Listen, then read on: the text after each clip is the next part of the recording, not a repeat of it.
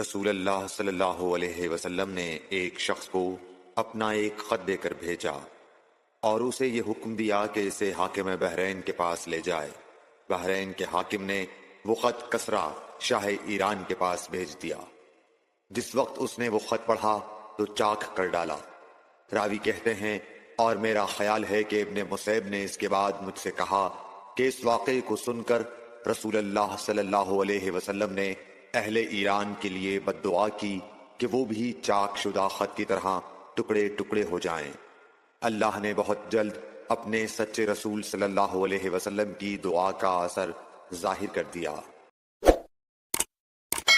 Like, share and subscribe for more videos.